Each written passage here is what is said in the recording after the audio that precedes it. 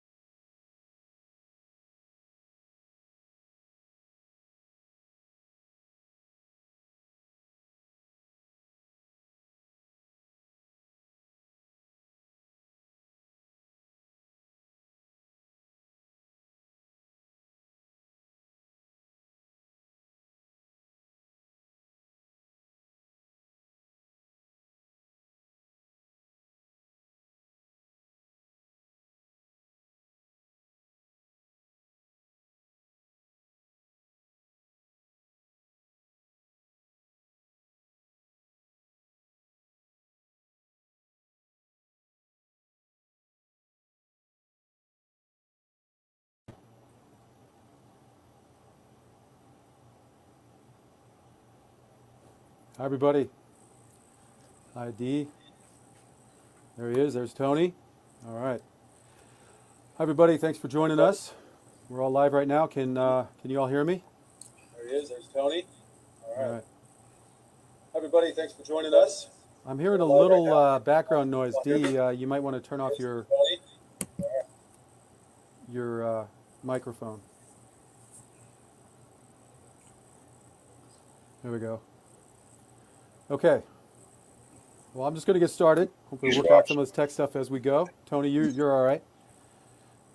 I was just hearing myself in the background there. I wasn't sure what was happening, but I think it's okay now. All right, and you may want to just hit mute on your microphones. I'm going to speak for a little while, and we're going to come back to the panel a couple times as we go, just so you know. All right, here we go. And again, thank you all for joining us anytime, right now live or anytime in the future. My name is Andrew Calderella, and I'm your host. This is a live episode of The One Show. We're covering the basics on the way to overcome negative thinking, depression, grief, addiction, and suicide during this program. Now, the reason why you're going to benefit from watching this is basically we're all exposed to these issues, and we all need to understand the solutions that work for all of us, no matter where we are in life, because we're all going to go through these things most of the time. So the three primary benefits that you're going to receive include how to immunize yourself from having these issues happen from you or to you in the future. This knowledge will help you deal with any issues that you're having now, and will also help you help others who are having either issues now or in the future too. So stay tuned, and we are going to go pretty deep into this, but I'm going to keep it a little bit clinical just so we don't get too emotional.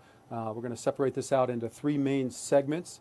We're going to start with the big picture of the rules to life, and then we're going to end up with addiction in the last segment. Now, during each of these segments, we will be joined by our panel that you can see here, and they're going to be giving us their insights as well as answering questions and everything else. So please remember to get your questions in during the show as well as during the discussion so that we can see them, because sometimes there is a little bit of a delay. Now, also remember all your comments and your likes and shares and positive feedback are greatly appreciated now and in the future, as this will help us get this in front of a lot more people, because all the likes and shares actually tell the search engines that this is something valuable, and they'll share it with more people. So you can do your part here and help us spread the word, and maybe we can help some people together.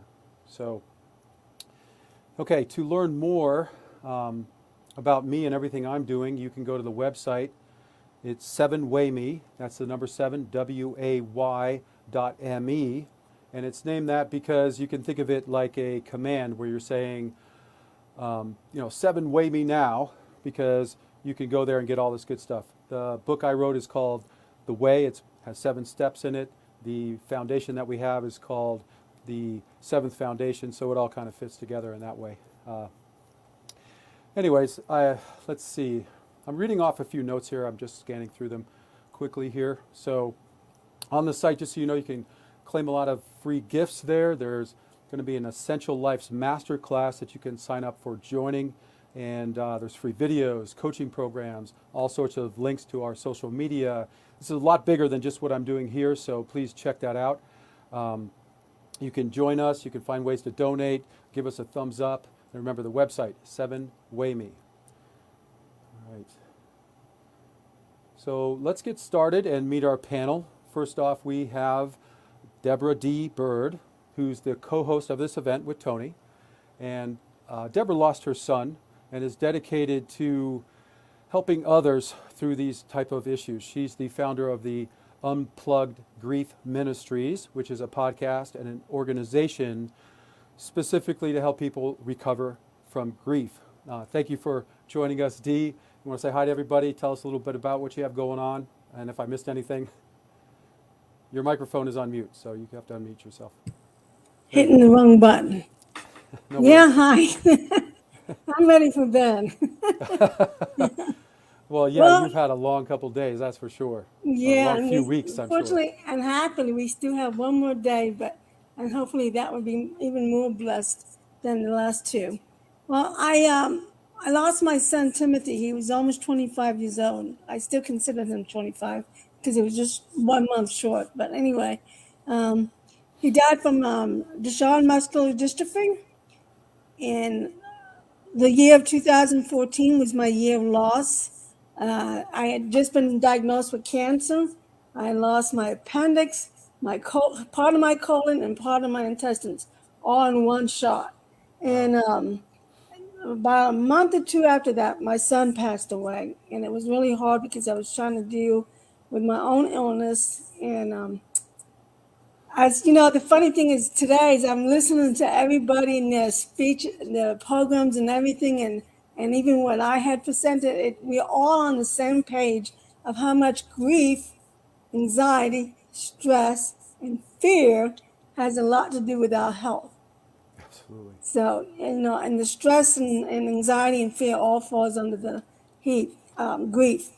So I originally started two other organizations, but not organizations, Memories for Timothy, but that didn't go too well. So when I realized my family and friends were not being really supportive, I dug deep to find out why, and that's how I came up with getting my certifications in the grief and proceeding more with more education, more training, and I began my ministry. I felt it was God's calling for me to do that.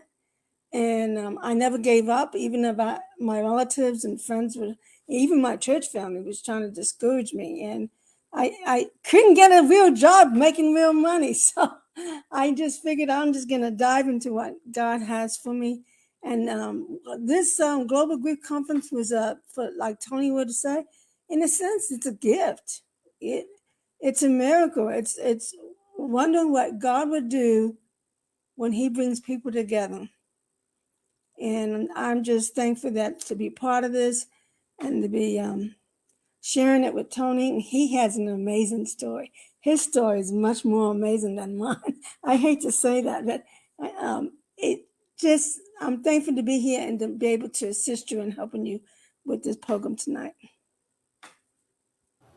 Thank you so much for that. I appreciate that, Dee. I know you've been through a lot. We don't compare ourselves to other people. We're all competing with ourselves to be our best, and I think you've both been through so much that it is uncomparable, honestly. I've heard both of your stories. But I mean that in a good way. I wasn't trying to mean that in a competitive. I know. But I'm just saying, even in grief, we're all flowers in this beautiful garden here, and we can all appreciate it. No competition. And again, Tony, let's talk about Tony for a second. Tony, he's one of the co-creators of this event. He also runs Memories of Us, which is a support group as well as an organization podcast. And Tony, actually, he lost his son, and it's a lot of intense life experiences. he's gone through and has able to gain a lot of insight, and he has the ability to really speak about all of this trauma and tragedy, which really makes him, you know, a touchstone for a lot of people. He helps out a lot of people. So Tony, thank you so much for joining us today. You know, fill in everybody what you got going on. Tell us your little story and, or not little story, your great story, and let us all know what you have going on here. I know you're probably tired too. Oh man, I got my second win. I've been up watching everyone, and just smiling at the response that's been going on, and I'm going, man, I wish people could only see what's really going on in the back end. Which, thank you, Andrew, with the connection that you made with us. That whole back end on LinkedIn is just blowing up.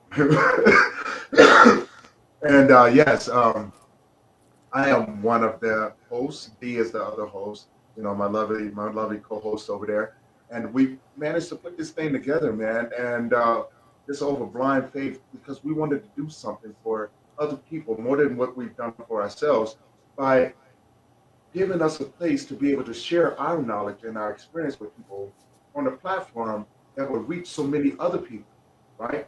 Because that's what we're here for. We're here to serve. My story is not any different from anyone else. I know it may seem that way, but I never take anything away from no one else because I don't know, the extent of what their story has taught them. I can only speak from what it has taught. My story has taught me, And yes, losing my son and my mother and going through all of these crazy things. I am here.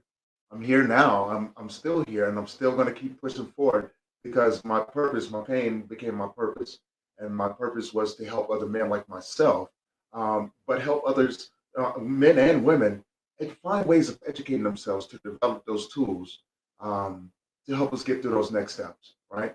And realizing that this was bigger than us, um, it just gave us that much more of a drive to create a platform like this and be able to provide that for other people. So, no, thank you, Andrew, for allowing me to be here and being able to share and being able to share this platform with you and to learn and to be able to elaborate to other people about what the way is and how it can help others, right? But help us be better. So, no, the respect goes to you. Thank you for your time and I appreciate you, brother. I really do. So thank you. Thank you. Thank you. I appreciate you all. Now, I don't know if the control room can hear me, but we talked about this about bringing our guests on and off the screen just because I don't want you to sit there and listen to me just rabble on for a number of minutes so you can just have a little moment. So if you can hear me, you can send them backstage. If not, we'll just do it this way. It's okay. But just be aware I'm going to be speaking in these blocks as we go through, and then I'll key you when we're going to talk about what I just spoke about, okay? So, all right. I guess the control room is not around. They might have taken a break, but okay. So again, uh, caring souls here that are helping us through this. Thank you, Tony. Thank you, Dee. I appreciate it. Now, let me just think about this for a second. Sorry. Mercy's not here, so I have to skip over something. Okay, now let me just give you a brief introduction about myself so you know who I am. For those of you who don't know me, my name is, again, Andrew Calderella. Calderella is like Cinderella, except it's Calder instead of Cinder because I am the male version. And just a little joke, I am hoping my princess does come and rescue me because it's been a little bit of a lonely life without her. Now, first understand that I'm coming at this from maybe a little different angle than some people. Certainly I've lost people. This is a life, as I said, that this is a training ground. We're not comparing ourselves to other people. It's just to understand each other's background and stories, allow us all to understand each other and know where we're coming from. So for me, this negative thinking, depression, grief, addiction, and suicide isn't coming out of nowhere. I was born in Detroit, Michigan in 1966 to parents fighting for the civil rights movement, and I was born with dyslexia, other learning disabilities, and a lazy eye, and I was legally blind in that eye. So they ended up putting a patch over my good eye to make me look out of my bad eye to strengthen it. So I don't know if you can imagine this little kid walking around with a patch, learning disabilities. I couldn't do much well. I was bullied relentlessly all the time, called stupid and thrown in trash cans and mocked and almost drown, and had a lot of horrible, horrible things happen to me as a kid. Um, and this led me down this path of negative thinking and a lot of fights and everything else. So I just didn't really got to the point where I didn't really want to exist anymore. And I got this teacher in elementary school just ridiculing me in front of the whole class, telling me I was too stupid to learn anything and I should just drop out. So again, I did, just so you know, I did end up graduating with the help of a great teacher and my mom. If it wasn't for my mom, I certainly would have made it. I've had a lot of other issues happen. I've been hit by a lot of cars where I couldn't walk for 7 years. I've been attacked by dogs numerous times. Once where I almost lost my leg. I've lost loved ones in horrible ways. I have been lied to and cheated on and manipulated and betrayed so many times. Honestly, it's embarrassing. I don't know if you can. I know a lot of you can. That's why you're here. But all of this stuff kind of triggers this feelings and these negative thoughts, and it leads you down this path again. So whether it's this feeling of where you think it's like this outside force that's surrounding you, or if it's this void of emptiness and loneliness where you just feel like no one cares, nobody wants to understand you, and you're just going to be alone forever, where there's no hope. I just want you to know that I felt this and I feel this. And it's these thoughts, the thoughts of revenge, the thoughts of trying to, get even with people, just lead you down this negative path. So I had to either make it or this kind of stuff was going to destroy me, right? One of the hardest times I ever had was when you love somebody and they betray you, and then you forgive them, and then they betray you again, right? I mean, I can't even tell you. It's like this void of smothering darkness that you just don't know how you're going to get out of. So I'm just sharing this with you because I just want you to understand that I know that feeling where you think like death is the only answer because you just do not want to be here anymore. And this whole situation was either going to make me stronger or was going to break me. So truthfully, I am a little scarred. We all are, I think, just being human on this planet. But I am not broken. And what I did find did save me, and it saved a lot of other people. And I know that if you've been watching this event, that there's a lot of people that have been sharing similar ideas and saying it in different ways. I've just tried to put it kind of all together in more of a clinical way so we can kind of get through it. And it does, like you said, affect your health so much. So it is a really important topic. And this whole thing that I'm doing here goes way beyond just this show. I just want you to know. So check out the website, see what we're doing. Tony's joining us, Dee's joining us. We have a lot of other solutions we found that can help people in just becoming the best person you can be in life and helping to fix our world. So here we're talking about overcoming negative thinking, depression, grief, addiction, and suicide. And I just want you to know, if you see or hear anything that I'm missing, if you feel like there's some point here, please share it with me, DM me, because the whole goal of what I'm doing in the Seventh Foundation is to put all these solutions together in one place, make it easy for people to access, and simplify it so that we can help everybody become the best and fix our world. So be sure to join us there so this all can become common knowledge and everybody can find the solutions, and we can help all of us. So from here, let's okay, so from here we're going to go into the rules of life, and I'm going deep on this topic before we go into negative thinking, depression, grief, and addiction and suicide, because I want to go big picture for a minute and talk about these rules because of how they focus us, and it'll become clear once I get to the end of this, and it's a good point to keep all this in mind. So I also understand these rules are actually a part of the Meaning of Life presentation that I do as part of this free Life Essentials Masterclass that I'm doing. And again, you can find the masterclass on the website. And it covers not only the rules of life and the meaning of life, but it goes further and covers the true goal of life and how to achieve the true goal of life and a lot of other keys that will help us all. So be sure to check that out. Now, again, I took this time to talk about this because it does focus us on these three key aspects. So to get us started, let's just talk about this. I'm going to use an analogy of the child's board game of life. Most of us have seen that. There's a child's game where it has a board, it comes in a box, and it has rules to it. You actually move your piece on the board, and as you move, you make choices. Some things random happen to you, and some things you choose, and it determines your destiny and whether you're going to lose or win at this great game of life. Now, our universe, the universe in which we're in right now, is really similar to this game of life. The setup that we live under, we call the human conditions. Now, these shared human conditions means that we are all forced to do and deal with many of the same issues every single day if we are to really truly survive and thrive. Now, the human conditions under which we live are the same for all of us and includes universals and life-centric conditions. The universal conditions include all the big things, like the fact that we live in a universe, on a planet, that there's gravity, that we move through space as time passes, that there's entropy, cause and effect, day and night, and all the other big stuff. The life-centric conditions are things like being born ignorant and helpless and totally dependent, and it takes so long for us to grow up, and our need for food and water and relationships and all the rest, that we need our help from our community if we're really going to really be our best, and the fact that we die and all the rest. So those are the human-centric. Now, the underlying factors of being human remain the same for all of us, no matter our circumstances. This means that though we might not speak the same language, look the same, have the same physical or mental abilities, be the same age or gender, on a fundamental level, we all want and deal with and feel the same things at some point. So the human conditions are really the structures of our life and our society.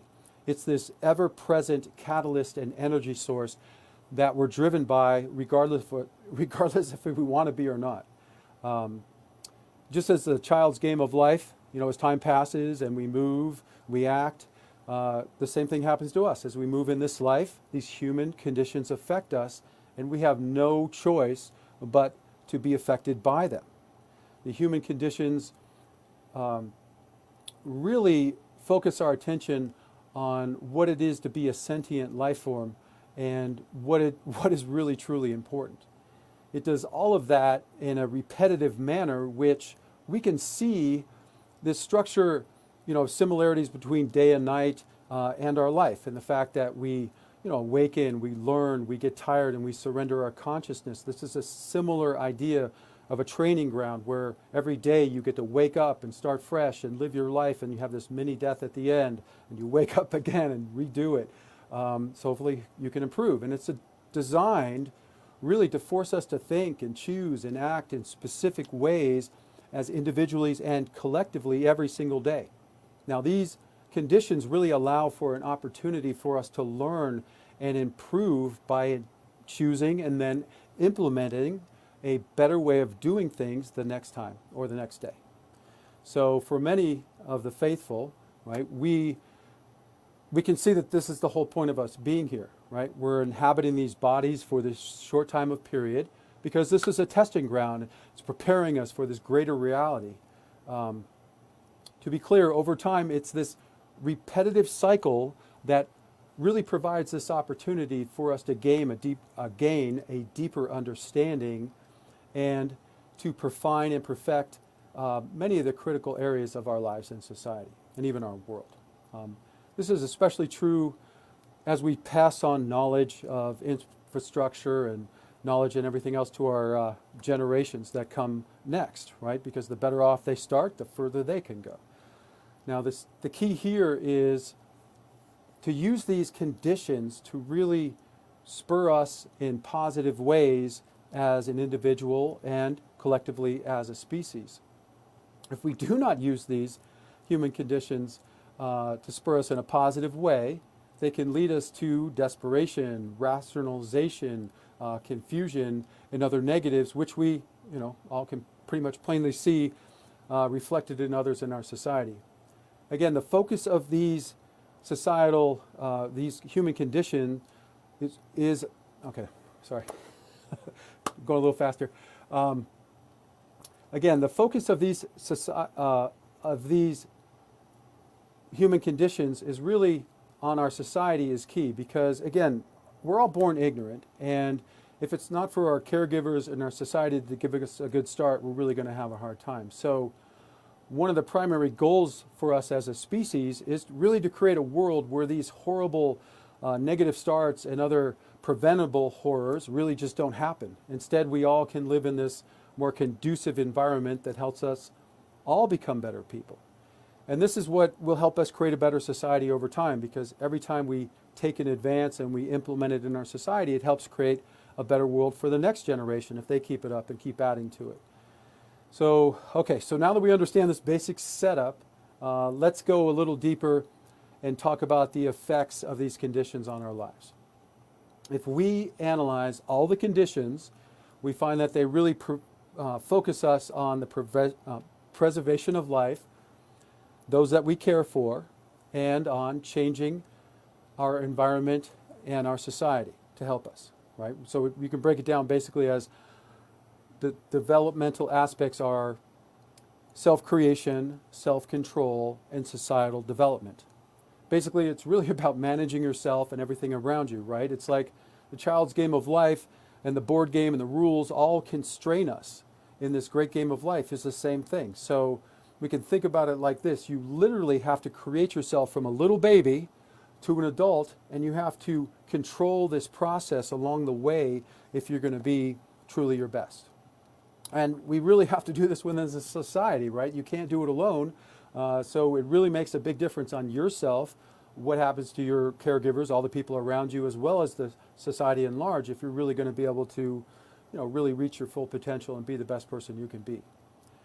Now, I've said all this, before we get into, depression and negative thinking, grief, addiction, suicide, because knowing these rules and the fact that they focus us on creation, self-control, and societal development in this repetitive way will help us all understand that the problems and solutions are found in really the same place. And everybody's been talking about it tonight. So this ideas of self-control and self-creation and societal development are core to life and go way beyond just obviously this discussion. They're really at the fundamental bottom line of pretty much everything we're doing. So again, this is all part of a larger free masterclass. You can be sure to check that out on, how to really be our best and fix our world. So go to the website, 7WayMe. You can see that. Now we're going to go back to the panel, talk about the rules of life for just a little bit. See what you think about self-creation, self-control, and societal development. Does that all make sense? Am I making sense? I know I'm a little nervous today, but hopefully I'm doing all right. Tony, are you talking? You're mute. You're muted. There you go. What was the third one? It was self-creation, self-control, and societal development. Sorry, I don't have slides. And Tony, you're muted.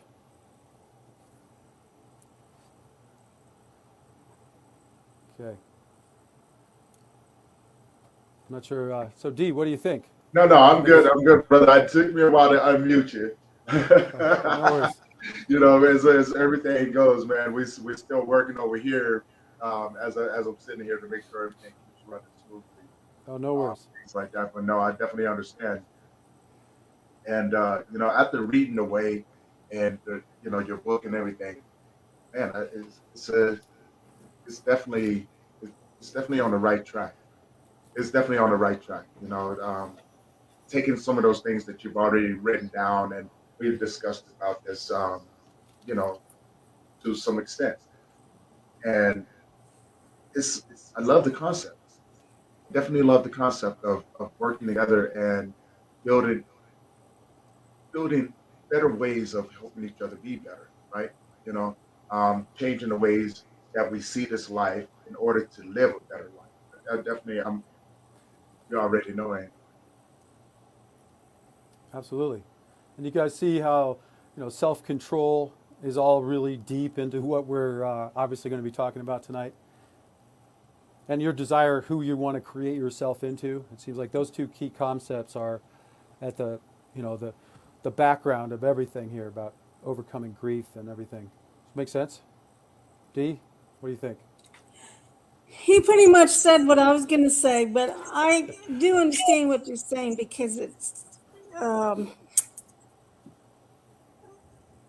creating who we are and who we want to be. That's the important thing. Because we don't want to end up being stuck with what society wants us to be.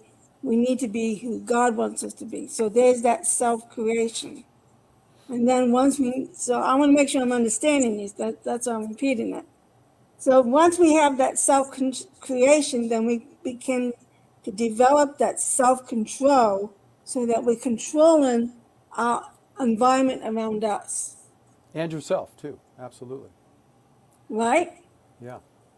Am I on the right track? Absolutely. Yes. Okay. And then the third one was society development. Yeah, like the society around us has to be helpful, hopefully, if we're really going to become the best people we can be and get over this. And that's part of this whole, I think a lot of people are talking about that, right? About why we need to make grief more mainstream and not make it such a taboo subject. Yeah, it's like people think of grief as a dirty word. Not like a curse word, but like a dirty word, because it's like, it's amazing. Even when I was passing out the flyers to people for this event, I mean, it's amazing how people just gave me that look. Like, no, I don't want to talk about grief. No, I don't want to have anything to do with it. And it's like, why are you so afraid? Because they know society has a way of judging and criticizing.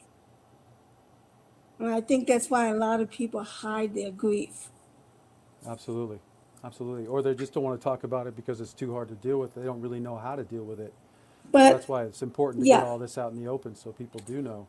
yeah, Yeah, it's like it's always what you don't know that comes up and bites you. And when you don't always prepared for grief. So when it happens to you, if you don't know that there's resources or how to kind of deal with it beforehand, it can really send you for a really negative loop. And you can spend years trying to figure out how to get out of it. So that's a tough road. Okay, well, thank you so much for that. We're going to let's go on deeper into how to overcome. Now that we understand these rules, right? We understand the rules of self-control, like you said, self-creation, and societal development. Let's jump into one of the most significant problems that faces us, which is really how to deal with negative thinking and depression and grief and suicidal thoughts, as well as addiction, which we'll get into shortly after this big block that we're going to do. Okay, so I want to say first that anybody that's going through this stuff, that there's nothing wrong with you. I think there's nothing wrong with me for feeling these things or anybody for having these issues. This is literally part of the circumstances under which we live. Right? This great game of life that we have puts us through these things for a reason. Now, it's likely you're going to go through these situations, or if you have already, at some point during your life. Now, before we go deeper into this, let's go big picture and really just talk about what we all really want when we're in these situations. Right? When we're dealing with all these negative issues, the fact is that you really do not want to feel depressed, have negative thoughts and feelings, to grieve forever or to kill yourself. To simplify it, what you really want is to recover, to be happy, to have this wonderful life. Right? We all want to overcome our depression, our negative thinking, grief, and suicide and get on with it. And all good people want that for you. So let's be clear on that first. Okay, that's what you really want to have happen.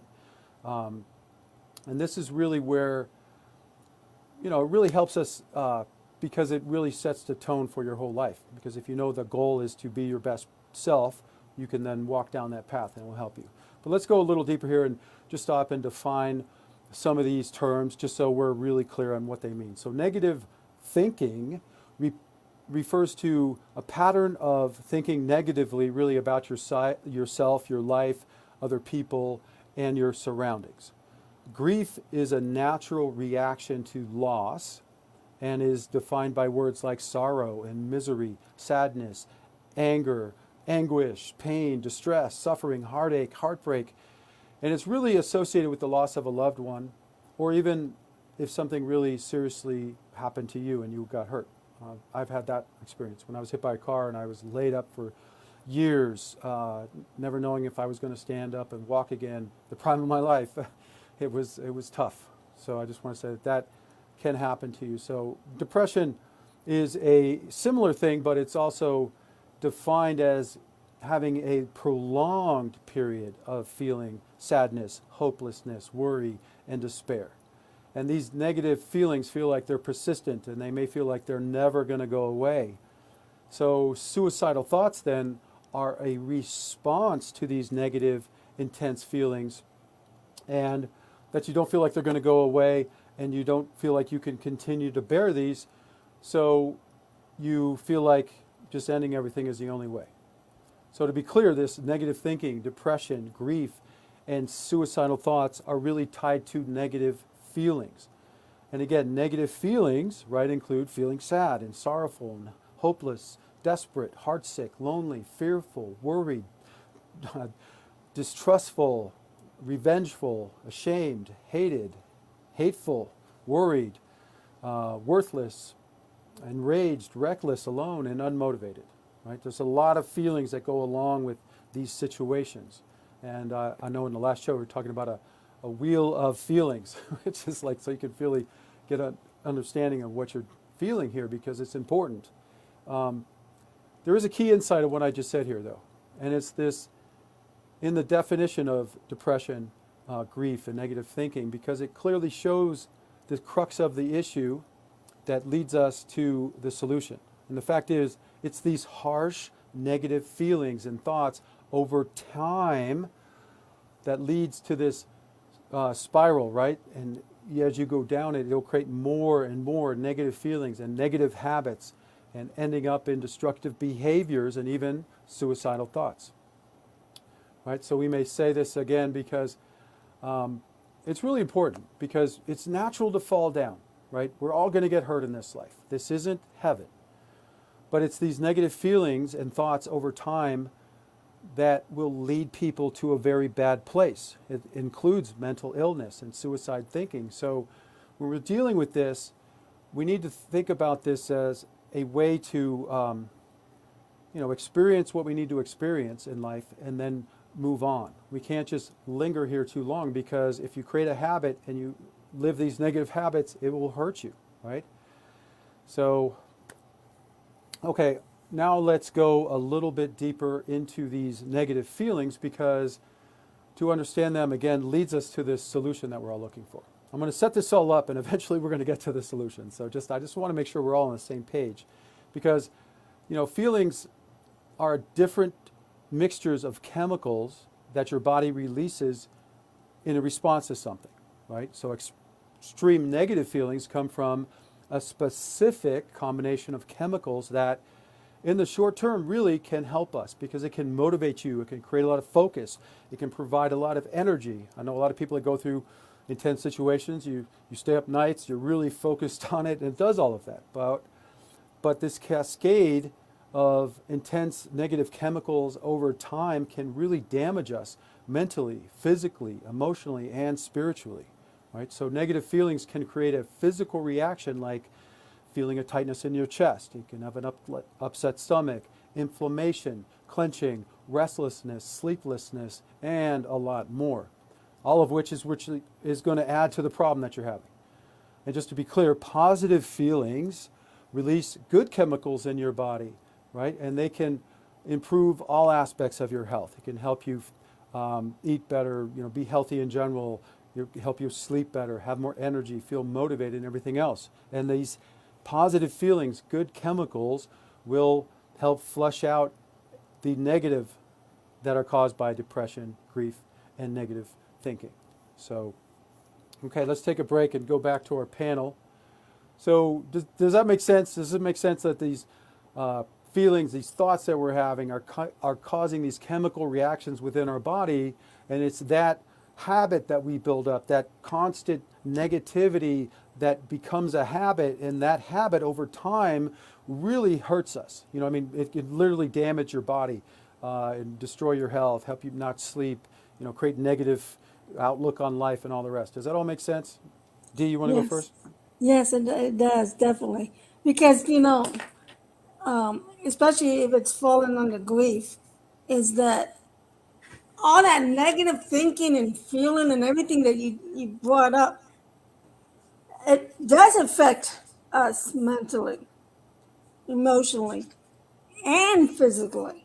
And people, a lot of times they're lost and they don't know why they're sick or what's going on because they don't see that they're connected. You know, Yeah. so that's a good way to bring it up to remind people because if it's fallen on, well, I guess you were saying the grief and depression and all was falling under the negative thinking, but I'm wondering if you meant the negative thinking was falling under that of those. Well, I was talking about all of them a little bit separately, in the sense I have this broader perspective. It's, depression and grief, I think, are tied together very Yes, they closely. are. Yes. Negative thinking, we'll get deeper into that, but it's like how you thought about your child dying. You know what I mean? You can literally see that as a stab in the chest and walk around with a knife in your heart your whole life, or you could see it as maybe a moment that he learned and you learned from, and God is with you all. And I know people that have lost children that feel like they're with them still, and it's a positive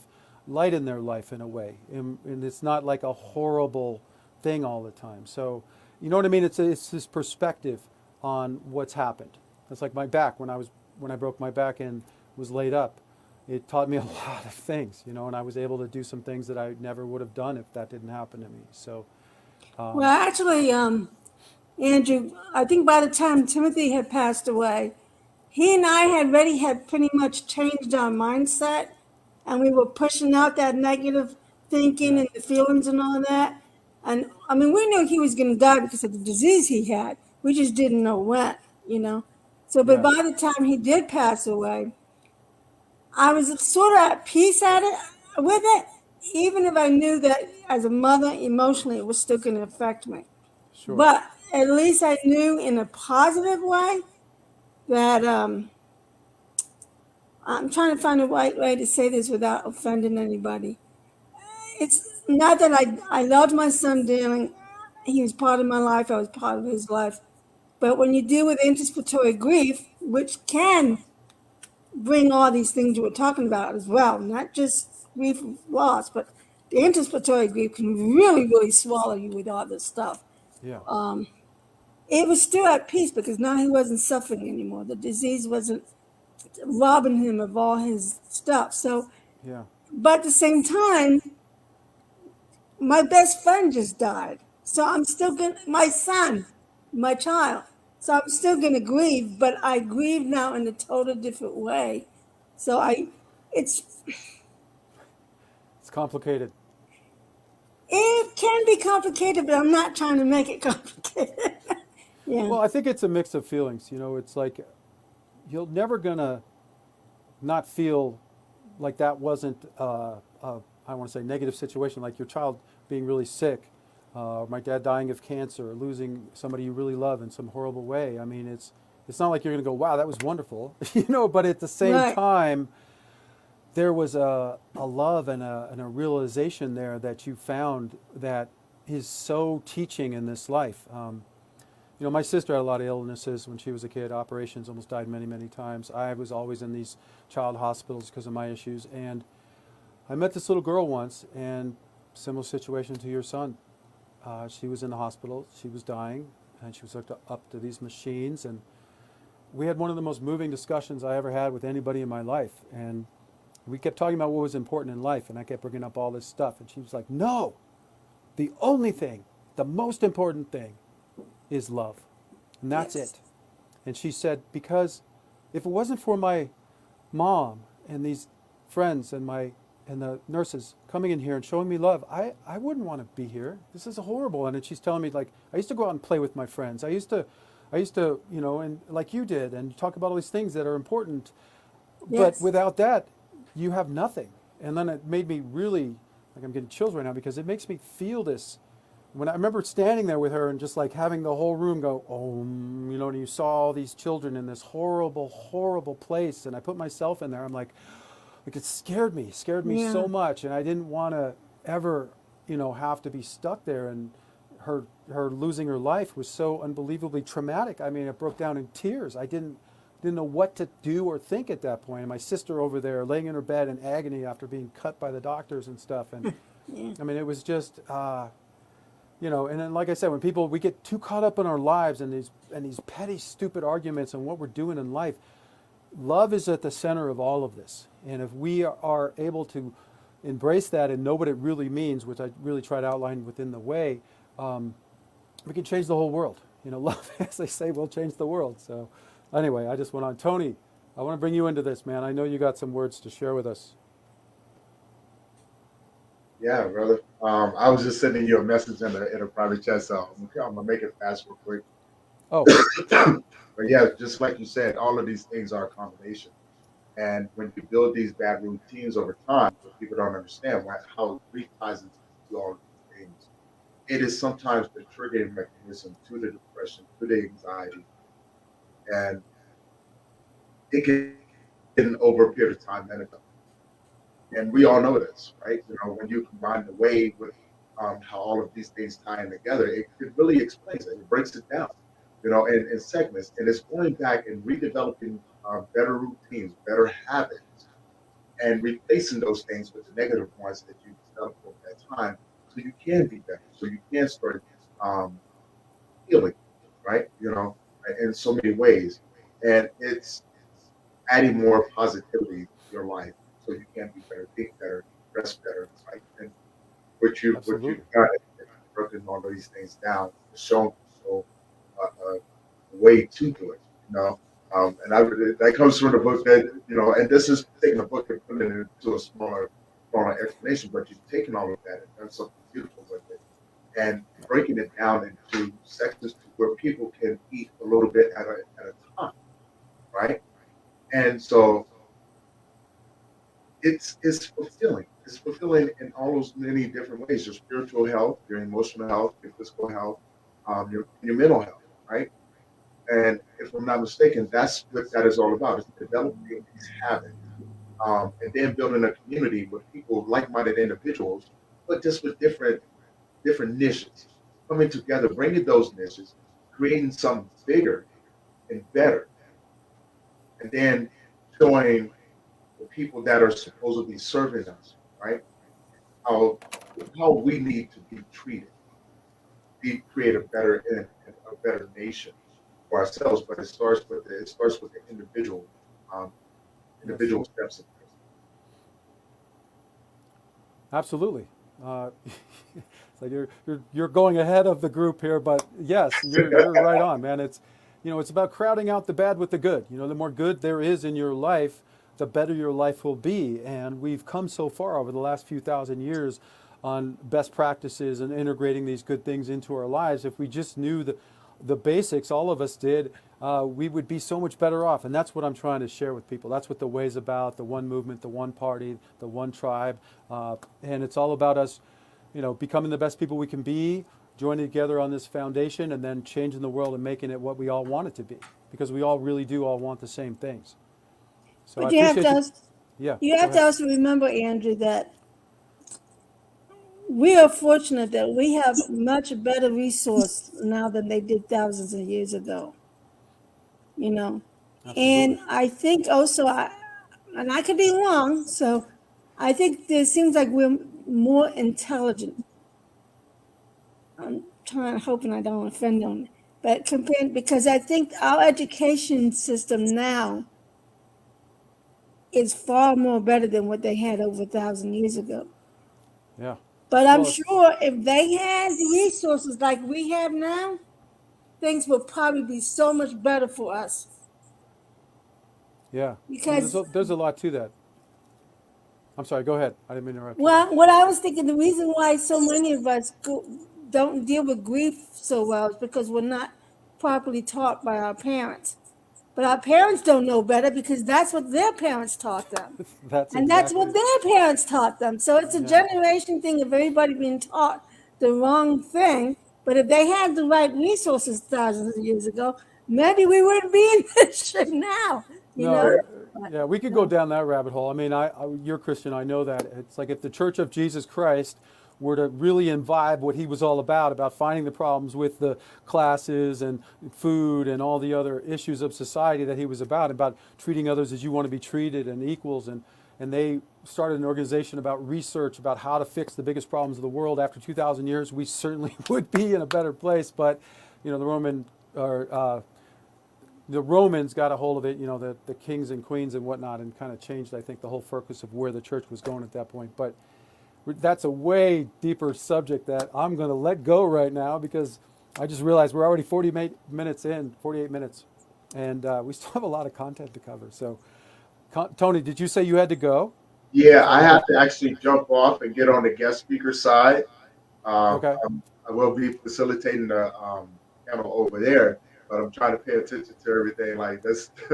It's been a blast, man. It's been a blast at this conference, just watching everyone and listening to everyone. So, brother, keep going, please. And if we get done early, I may jump back over with you.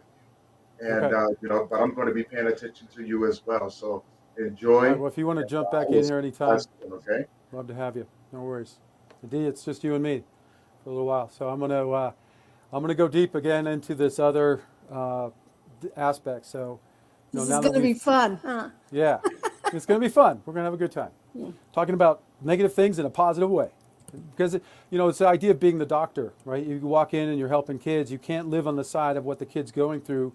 You got to live on the side of, I'm helping this child through this. And it's a really important distinction, because if you live on that other side and you're helping people with their hard issues and you feel that intensely, you won't sleep. You won't, you know what I mean? It'll really be tough. But if you're feeling the feeling like you're helping people, it really does, it does help you through your own issues.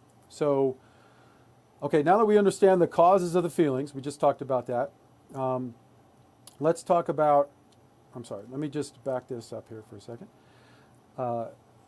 Let's talk about why this all happens.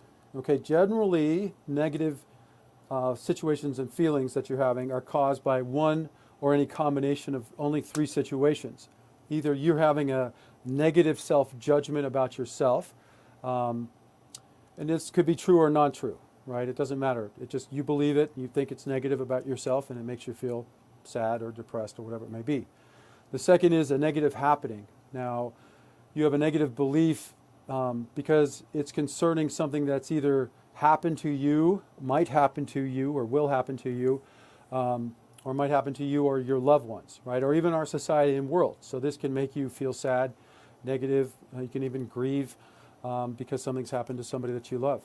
So the third reason is, sorry, and again, this could be something that's real, right? Like you lost somebody, something horrible happened to you or anybody else. Or it can be something that isn't true. It's just you think it's true and it's still making you feel negative, right? The third thing is you live in a really negative place or home life or something like that. And this environment that you found yourself in is so unpleasant, it's not conducive to you becoming your best, and it creates a lot of negative feelings and depression, and it leads you down that track, right? And this can even be a society around you. Your home life might be okay, but the society around you is so horrible that it also can create all these negative feelings and everything else. So the key here is to note that that all these beliefs and each one of these can be true, like a literal situation that did happen, or you could making it up. It could be bigger, you know, making it bigger than it is, so it doesn't necessarily have to be true. So let's go into a little bit of why this happens, right? Intense negative feelings and thoughts and grief and even depression and suicidal thoughts, again, are normal, right? It's natural to go through this because of what you have happened to in your life. There's nobody that I know of that's going to lose a child and not feel sad. You know what I mean? And not feel grief. So don't think you're crazy because you're having a hard time with this. This is big life stuff. So it's important to know that, because that will help you understand that you're not alone and you're not strange. You know, this isn't odd. You don't need to hide it. It's not shameful, right? This is really part of life. We're all going to have these times when we're hurt deeply, and if you haven't, God bless you, but you may eventually. You know what I mean? You may lose somebody, so it's important to know all these things. Now, within these life challenges, there are great lessons and tests, and most of us can see that there's a huge wrongness in the world, and sometimes this gets to us, right? Honestly, we're humans. We need to be burned to learn, shaken to awaken, as I always say. And these intense experiences do teach us things that are truly important for us to learn. And I know that our guests can testify to this because I've talked to both Tony and Dee and others about all of this. We all learn deep life lessons going through this that that we wouldn't want to ever unlearn, right? So experiencing this is a side effect of the human conditions we're living under. It's literally built into the game of life. Now, in this universe, the fact is that we need the negative to have the positive, right? It's like this whole idea of yin and yang. You go to the Eastern philosophy side. Having something bad or feeling bad means you can feel good, and seeing the wrongness means we can fix it and make it right. So our challenge is, as a species, to see this as a gift, right? That we can see and fix the wrongness, because this is what we are. We're many creators. This was given to us for a reason. We have to make choices and make a better world so that these kind of negative things don't happen to people. And I'm not saying that we're not ever going to lose a loved one, but there's so many car accidents, there's so many needless deaths and needless horrors in the world that happen that if we work to get rid of that circumstance, we can get rid of a lot of horror that happens in people's lives. And really, this whole setup really determines our fate and destiny on where we're going to end up. So it's really key to have a society that helps us, right? These negative feelings really are designed to get us to focus on something, to learn and give us energy so that we can deal with these problems. And if we do handle these situations correctly, they do help us develop skills and will make us a better person and will help us create a better society. And again, as we're all exposed to this wrongness and we can see it, we all need to know that it needs fixing, right? We just need to join together in the right way to fix it. So it's really simple once we get enough people together, because $1 from 1 billion people is a lot of money, and 1 billion people can get a lot of things done, right? So in this time and age, or in this time in history, we are more connected than ever, and we really have the abilities to make changes that could never be made before. Another key point here is that we can find hope and security in knowing that other people have gone through something like we're going through. So if you're going through grief, it doesn't matter what it is. There are so many examples of people that have turned the great wrongness and tragedy and hardship into something good. Turning the negative into something positive and good is really what you want to do anyways as a person, right? All good people want you to learn from these experiences and become better. You can see that everybody in this presentation or in this conference too is all about us all becoming better and healing and finding a better path out of it and being okay with these things. And again, it's all part of life, so you don't have to feel like something weird or bad happened to you in the sense that it's something's out there to get you. Life is out to get all of us. None of us are leaving alive. So just think about it like that. Now, this is, okay, let's summarize this just a little bit so we know where we are. So it's knowing and believing that you can overcome these issues and being stronger for it is a very important first step here, because to be clear, it's our belief in negative thoughts that create negative feelings, right? So, and again, negative thought, your child dying is an actual event, and it's negative in the sense that it's certainly not positive that your child died, right? But it's the feelings that you feel from that over time will hurt you. So the key here is in the word belief, right? The fact that if negative feelings and these chemicals in your body are released because of this belief, and they're going to do damage to us in the long term if we don't eventually control them. So if believing the negative for a long time, that's what causes the biggest problem, right? You can't just keep grieving forever. You can't just be depressed forever. You know what I mean? It's like you either are going to make it out or it's really going to ruin your life, right? So, Dee, let's jump in here. What do you think? Is that a key step here? Is to first one, know that other people are out there having these problems and you're normal. It's not, like you said, it's not strange to go through this stuff. No, I agree with you totally. And you just pointed out something that um, yes, the death of my son was negative, but how I responded to it was not. Exactly. So, or how I reacted to it. But that's not to say I did not grieve for him.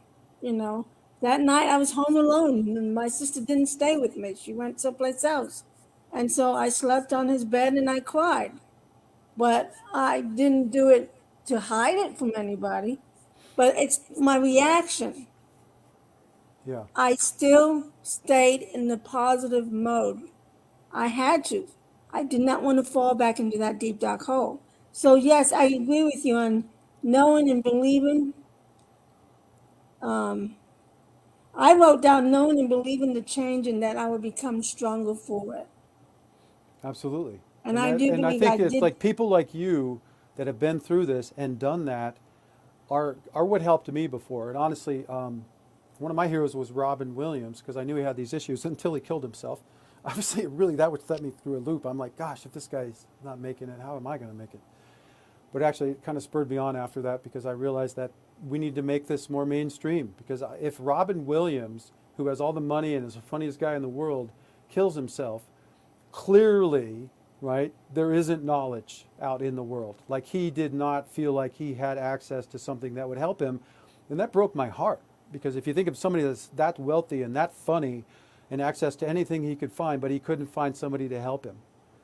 I mean, how tragic is that? So for me, it just kind of spurred me on into wanting to do videos and talk about these issues and to find all the little pieces that we can get together and share them with people so they don't do that, right? I think he was so deep into his depression that he couldn't see it or chose not to see where those resources were.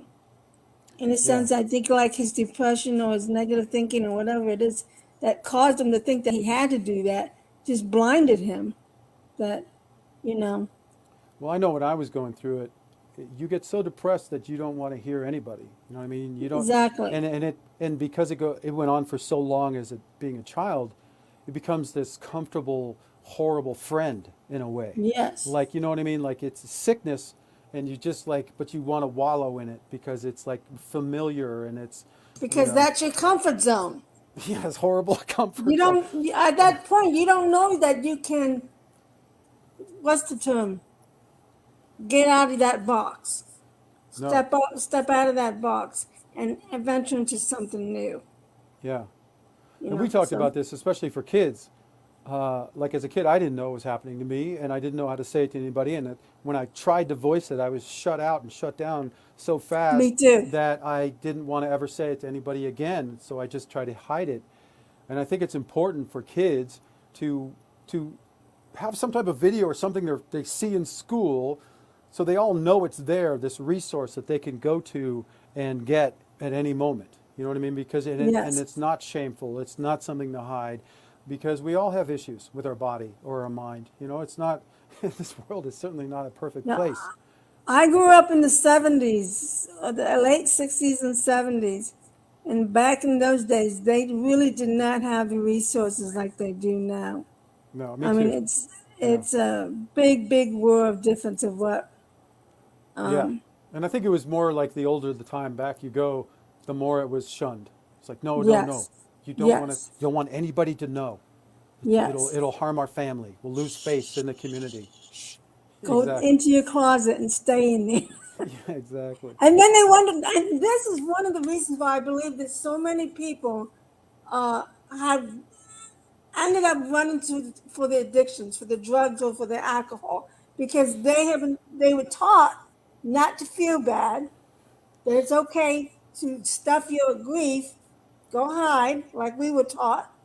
So now that as they're getting older, the pain is getting bigger and better and not better, worse and worse, and so they want to somehow numb that pain. Yeah. No, exactly. I went through that too. Does that It make leads to sense? addiction. Yeah, and that's what leads to these addictions. We're going to talk about that. Hopefully, we'll have enough time to get through all this content. We already gone an hour, and we're not even halfway through. my stuff. Yeah, time goes by fast. It does. So I just want to say, though, that that's one of the biggest issues is that you don't want to have something super negative to you or happen to you or to somebody else and have it impact your life even more negatively. So you don't want to add on an addiction onto the grief of your child. You know what I mean? It's just going to make everything worse, especially alcohol. You know what I mean? That is going to lead you down a very, very, very bad path. It's never going to solve anything. But they don't know that because they were Well, I never know. taught. Well, that's why we got to teach Yeah. everybody these steps and all these different pieces. So, okay, well, let's go. Let's move on. I'm going to go on, Yes, and then we'll take yes. another break. So now that we understand why it happens, The let's beliefs. find the solution here.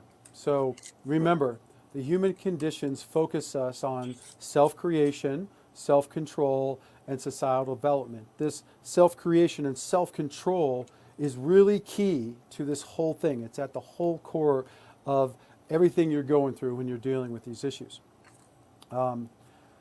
Really, what we just covered really makes the solution clear because you must, in the end, you must have specific thoughts, you must believe them, and then take certain actions over time if you are going to really overcome negative thinking, depression, grief, and suicidal thoughts.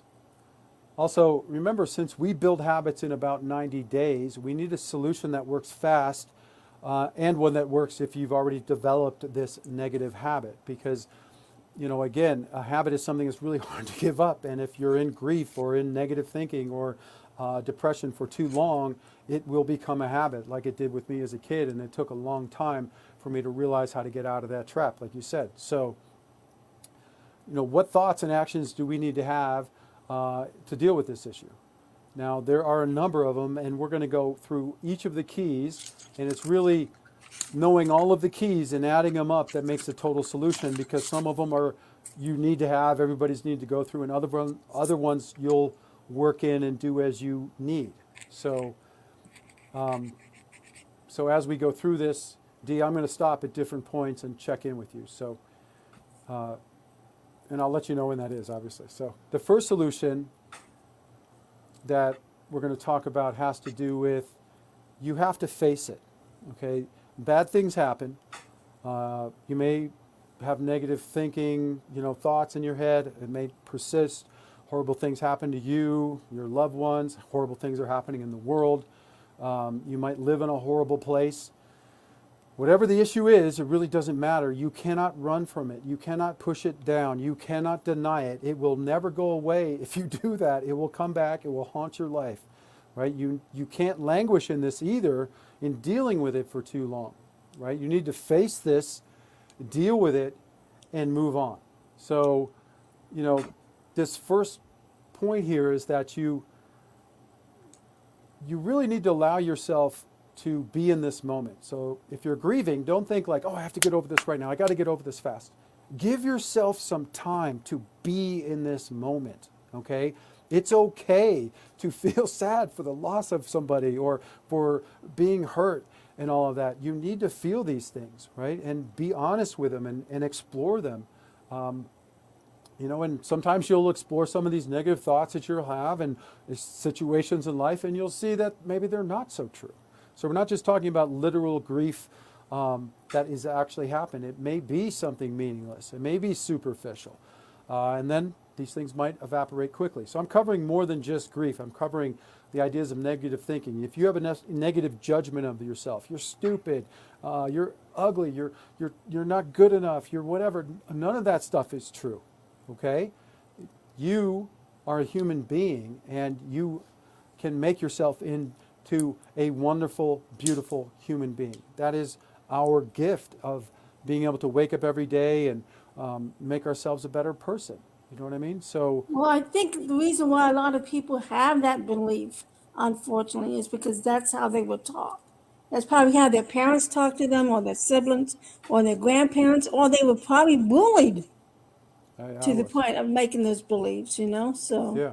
No, and that's what happens. And that's why, like, part of the solution is obviously to fix our society so that doesn't happen. yeah. But it's also for us, you know, I hate when it's so horrible when you talk to people, oh, I'm, you know, 80 years old, or I'm 50, or I'm 30, and I just learned something I wish I knew when I was a kid.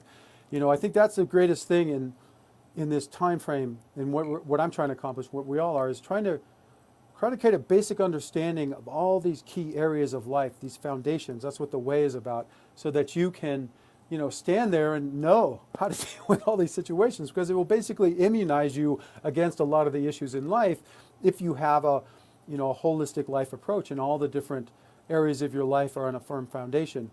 I always make this analogy. It's like you've seen those guys with the plates in the air, and they're on sticks, and they're running around, keeping them all balanced. That's what our lives are like. Because if any one of those plates fall down, those major aspects of your life, your health, your relationships, whatever it may be, can seriously ruin you, right? So, these situations, a lot of times we can get through them better if we were just taught how to manage our life better as kids. Like you said, most people aren't taught, or they're taught improperly. That's what we got to fix, right? We've got to teach people properly, and hopefully educate their parents so they don't make these mistakes that have been made generation by generation, right? That's kind of the beauty of humanity, is that we can teach, and then we can pass it on to the next generation so they can do better. And that's really the saving grace of this whole thing. Because if we didn't have that ability, we really couldn't improve.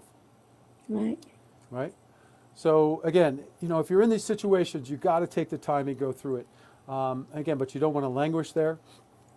One of the other key insights here, and it doesn't matter what the situation is. I've talked to people that have accidentally killed people in cars, and they can't get over this grief.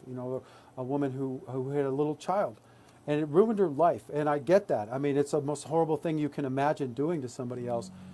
But realize this: all good people would want you to learn, right? Make amends and recover and move on and live a better life. Nobody that's a good person wants you to suffer forever. I've even talked to parents who had their children murdered, who forgave the murderer because they know that person's life was so messed up that, they felt sorry for that person, that led them down that horrible road to be a murderer. So what I'm saying to you is, you, as a human being, whoever's listening to this, if you're having a hard time there, realize that you are allowed to feel this, to make amends, to deal with it, and move on. This is how it's supposed to work. That's the whole point of the lesson, right? You're supposed to deal with it. So you need to face it, feel what needs to be felt, make amends, and then allow yourself to move on and forgive yourself. And again, does that all make sense? D, am I making sense on that? So that's the first step. Totally. Face it. Totally. Don't deny it. Yeah. Yes. Okay. Let's just go to the second one. So the second key here is, I talked about this a little bit already, is that you need to learn these lessons. A lot of these, you want to say something? Was everything you just said was the number one? Yeah, that was number one. Oh, That was all about facing your trauma. okay. You gotta I face thought it. you already had jumped to number 3. All right, No, so no. now we're on number 2, right? We're on number 2. And number 2 has to do with learning the lessons that are here for you. And this is Yes. why some people languish in grief, and they have a hard time getting on, because they're not focusing on and learning the lessons. And again, I believe that we're all here for a reason. And one of the reasons is to really teach you deeply what it is about to live, what it is to be a human or a sentient life form, a being that needs to learn different things. And the key, some of the most important lessons that we can ever learn are during these hardest moments in life. So you faced it, and now you got to go through this. You've got to look for all these lessons, the challenges, the tests, and write them down. I mean, you're going to gain insights. You're going to feel things. You're going to want to remember things. You may come up with ideas that can help other people. You may come up with ideas that may help fix society so that this doesn't happen again. You're looking for perspective and pathways that can help change the world. You know what I mean? So, this wasn't a meaningless thing that happened to you. Don't just dismiss it. Look for the bigger truths, because these are what can help you. And also realize that, this is a transitional moment in life. So, you're never going to go through this forever. And if it's important for you to take this moment to learn so that you can improve yourself, right? You can find this maybe a better direction. You can find solutions that you can implement. So, look at this. And I I don't, I'm going to skip this one part, but I have this thing about time in here, this transitional phases in life. I cover this in the way, it's under step 5. It talks about when you go through trauma in your life, you have to remember this isn't permanent. It's like when you're recovering from an accident, right? You know, like you're laid up in bed. It's a 3-month period, right? And then you're going to be better, or at least starting on your recovery. That's important because you don't want to live in the transitional moment like it's forever. You want to keep your mind on, wow, I'm going to be, I'm going to be recovered from this, and see yourself there. Just don't realize that this is temporary. So, and again, it doesn't really matter what you're feeling depressed about or these negative feelings or what they're caused by, because it's your belief, right? It's your belief that this is so horrible that you can't do it that's stopping you. If you believe it's horrible, but then you can overcome it, that will allow you to take that step. So remember, you can think and believe pretty much anything you want. And this can also be seen, like any negative thing you go through, can be seen as a life challenge, as a character test, as a spirit building exercise. That once you understand it, once you go through it, it'll at least be bearable. It may even help you become a better person. For better or worse, remember, these are also all tied to these human conditions under which we live. This isn't something that is unique to you and somebody's doing something to you, right? That's important to remember, because I remember when I was going through this, I felt so alone, but there are other people going through it, and knowing that there are people out there that have gotten through it and become better people can help you too. So, this is a challenge. It's not a life sentence, as they say. I mean, we're all in a life sentence. None of us are getting out of here alive, but at the same time, we're meant to learn all of this so that we can move on in a better way. Right? So Exactly. That's the key here. So the whole point on this one is to realize that also that in the end, once you overcome this, it'll be a strength. I don't know how to describe that to you, but any other negative thing that happens to you in your life from that moment on, when you've overcome addiction, you've overcome this negative thing, and you fall back down and something happens, you'll have this strength. You're like, well, I went through this before. I was laid up in bed for 5 years and I got up and I was able to make it. So this is nothing. So just realize that. I mean, I know Dee's going to say, yeah, losing my child, pretty much nothing's going to compare to that, right? So, Right. It's going to give you strength that will, affect you in other positive ways throughout your life, because you're able to deal with that. So, lessons learned. That was the second one. What do you think about that, Dee? Important. Lessons learned. Learn the lessons in the moment. Learn the Look for lessons those. is what I have, yes. Yeah. Yes, and everything that we do and everywhere, there's always going to be a lesson. So, Yeah. What was, I remember we talked about this on your show. What was like one of the biggest lessons you learned when you went through this with your son? you mean before or after he passed? Either. It's, any lessons that you learned that you want to share with the people, that helped Well, you. that I have to think through. That's okay. Because when you get my age, that memory thing it's especially the grief, you still deal with the short-term memory.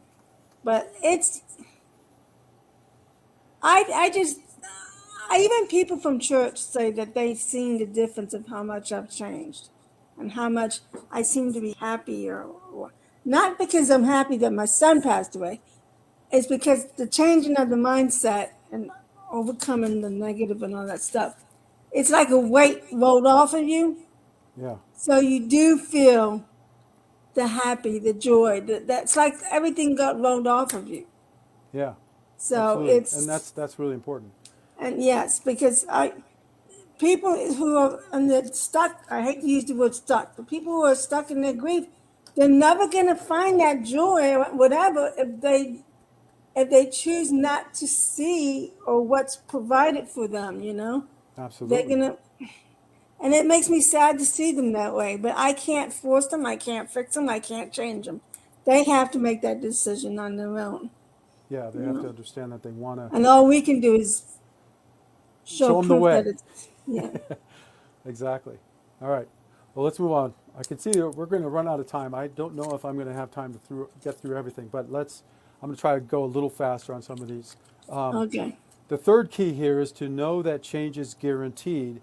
And this is really important because we live in a world where nothing stays the same. Entropy is part of the human condition. So right now, as time passes, things will change. That's just the way it works. So it's not going to be like this forever. It may seem overwhelming in this transitional moment that you're going through, but as they say, this too shall pass. And Yes. you do not know what will happen. And I know that I want to say this too. You know that saying where it's darkest before the dawn? We know that Hmm. that is literally not true in the sense that the closer to dawn it gets, it's lighter and lighter outside. What this means is that at the bleakest, at the hopeless moment in your life, the most hopeless, that things can change. Something good can happen, come out of this that will help you through it. So have hope. Don't ever give up that hope. You never know when it's going to show up. I've had so many true experiences with this. I was going to share a few of them, but I'm going to skip those right now. I'm just telling you, literally, at your darkest moment when you think you're going to die, something can happen. The phone could ring. Somebody might show up. You might have to go somewhere and do something, and you find somebody there that can help you, whatever it may be. So just realize that. Don't ever give up hope. And again, this whole, I'm going to skip over some of this. The fourth key here is to know your way out. So while you're facing this, you're learning lessons. You know that change is guaranteed. You still need to know how to get out of this. And this is what we were just talking Yeah. about a little bit. So this desire, the way out starts with your desire. We just talked about this. To end this, right? Your desire to stop being so negative about yourself or the world. Just stop this depression, the grief, the suicidal thinkings. You have to want that to end. You can't just, like sometimes when I was just in my misery, I didn't want to talk to anybody and I was just in my bed and, sad in there and I didn't want to overcome it. But then when I finally came out of that and I did, there was no path for me and I had to figure it all out myself, it seems. So just remember that other people have gone through this and they've made it through. You can do it too. This is built into us as human beings. No matter how horrible the moment is when it happens, over time our minds change, our emotions change. We learn ways to deal with it. It's part of the human ability. It's built into us. So just realize that. That's right. Other people have done it. You can do it too. So, there's But also, we can't also we go ahead. no, I'm thinking of something else. I was going to give you an answer on something else.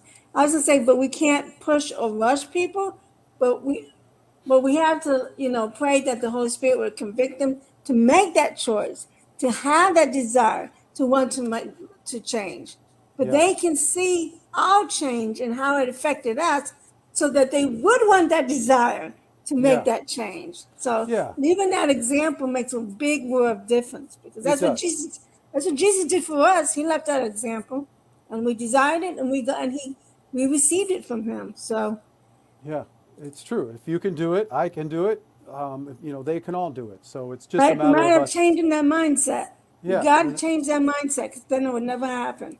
absolutely. In this first part right here, we're talking about just you don't necessarily need to know how right now, but that's what we're saying. The first step here is to have the desire to do it, but you do need to know how Yes. to do it, and that's what we're going to get into now. So the clear point right here is to find this desire for this negative thing to end. Now it could just really be just this wish for it to end. That can all it has to be in your mind is just, wow, I don't know how. All I know is I want this to stop because I can't deal with it anymore. And this sincere desire is what becomes the starting point, because it's like a little breadcrumb trail that will give you a little bit of energy. It will allow you to find this starting point. It will allow you to seek some answers. It will allow you to reach out to other people, make some better choices, take different answers or different steps that will allow you to get through this, right?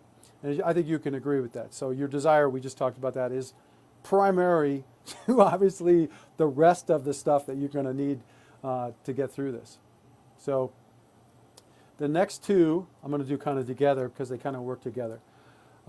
Remember, this is all about self-control. I know I said that many times, but it's so important because this is a fundamental aspect to life, whether it be eating or dealing with grief or whatever it may be. You're going to have some self-control in life, and that's one of the key aspects of our being on this planet. So now that we've faced it, we've learned these lessons, we know that change is guaranteed, and that we have this desire for this negative to stop.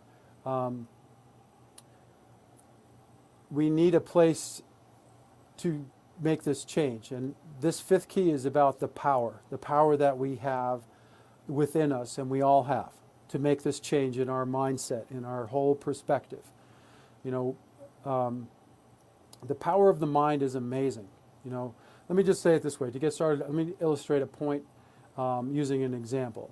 Like, say your best friend walks up to you and he goes, "Hey, Johnny, Sally was just hit by a car and she's taken to the hospital and we don't know if she's going to live." Now, in that moment, right, comes up to you and says that, you may feel devastated, right, afraid and worried and sad and all these horrible feelings, desperate, right? Mm-hmm.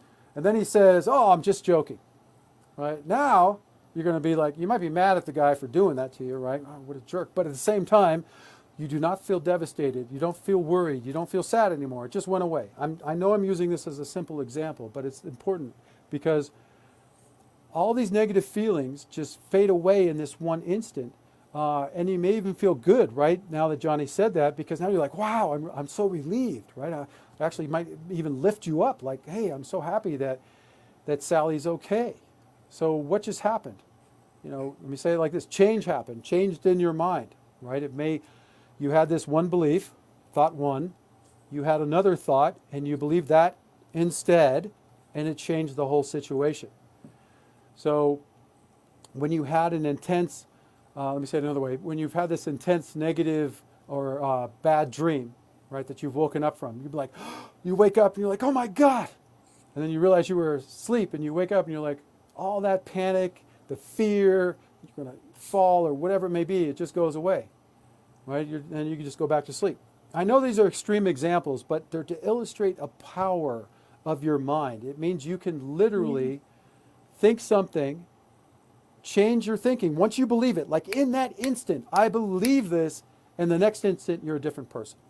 Okay? Yes. Okay, that's the whole point here, and that's what I want to say. This power of your mind is really important because it works the same way in all of these situations. I know they're different, but what the action of thinking one thing, changing your perspective, and then going on and feeling something else works in depression, grief, negative thinking, overcoming, this negative thoughts that lead to suicide, right? It's this chain of belief and then unbelief and then believing something else that will help you overcome this. So I just wanted to really make this point clear because it's our belief that determines how we feel about all of these different thoughts that we have.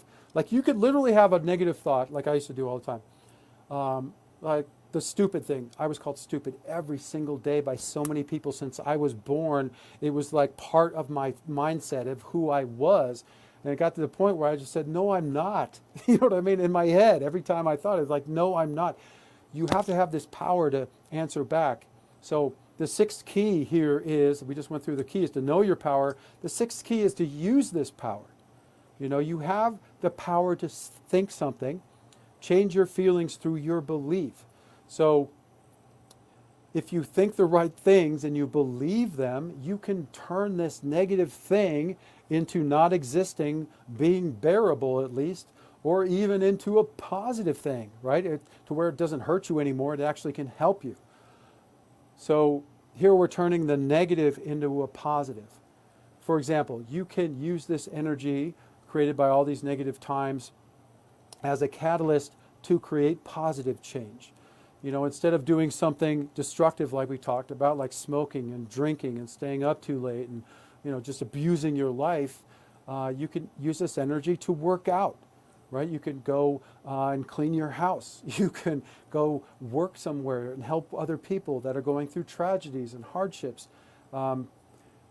It's like other people have done this, and so can you. There are literally people out there that have their children murdered who started organizations to help stop that from happening to other people. So there are people out there, like I said, have gone through things you have gone through that you can go join and share and help other people, and this will help you too. So you can see this also as just a challenge and one of those human conditions we all have to deal with, and it's doable. You have to believe that this is something you can deal with and get over. And like I said, the examples of others doing it and you being human is enough. That's all you need to believe that you can do it, because you're a human being. You're not different than the rest of us in that respect. You can even have a good feeling that you're working to overcome these things, no matter how bad it is. Remember, no good person wants you to feel bad or to be hurt by these things. That is especially true for a loved one. There's not one person that I've ever talked to that's lost a loved one that said, yeah, they would want me to kill myself or feel horrible. The completely opposite is true. Your son, your daughter, your husband, your wife, your girlfriend would want you to move on and feel good and not ruin your life because of them. They would want you to use this as some type of positive force in your life to try to help you through it. You know what I mean? Like, they're with you always, and they're going to be there with you no matter what, which is, I've talked to one mom who said, and she lost her daughter when she was really young, and she felt like her daughter was with her always. She always had this little light in her soul, or with her on her shoulder. No matter what she went through, her daughter was with her. And it turned into such a horrible thing and such a blessing throughout her entire life. Like 20 years later, she still felt this way. So, these things can really, depending on your perspective, really change your whole life. So anything that you believe is what is true. And if you believe your child is with you and they love you and they want to help you and they want you to be better and all of this, Mom, I really want this for you, then do it, live it, be it. It's life challenge. It's a lesson. It's a test. It's something that you can learn from and become better. And that's what everybody wants. Nobody wants you to suffer. They all want you to rise up and be healed and live this wonderful life. I do. I know Dee does. And we all do. And you do too. Whoever's going through these things, you got to realize that that's really at the heart of this, that everybody wants you to recover and become a better person. The person that you lost, or the situation that happened to you, we all want to recover from that. So, does that all make sense, Dee? I know we just talked about it. So, you got to know that you have this power, and you have to use it. You have to change your perspective, and you can do that. Does that all make sense? Yes. Yes. Yes. And I'm thankful for this because even though when we make those changes, we still have to be reminded, because there are times that we might fall into that depression and then that negative thinking comes back. So as long as we practice of using that power that you talked about, I lost it. You talked about the power to make the change. You talked about how, use the power to change and then turn that negative into positive, and then use the energy for the power positive change. Yeah. Like for me, it was like as you long could as stay we home and keep- drink, or you could go work out. You know what I mean? So, but as long as we keep practicing it, Yes. then we know we won't fall into it. So like what we're doing this weekend, in a sense, it's educating a lot of people, but to others it may be re-educating, giving them more juice to spite up again. For me, that's what it is. Absolutely. It's knowledge, it's understanding. And again, if you take right actions every day, this is part of the way, the daily way that we talked about. If you infuse your life with good ways of being and you do them every day, you will become a better and better person. Yes, The opposite is also true. If you wake up and drink and do all this negative stuff every day, you'll become a worse and worse person, right? Yes. So this is what the idea of self-creation, right? And you need to control this. You're literally going to create yourself from a little baby to an adult. You're going to go through some horrible things in your life. Those things are meant as tests and lessons, and if you know how to deal with them effectively, they're still going to hurt, but they're going to make you a stronger person for it, and you're going to learn things that you could never have learned otherwise.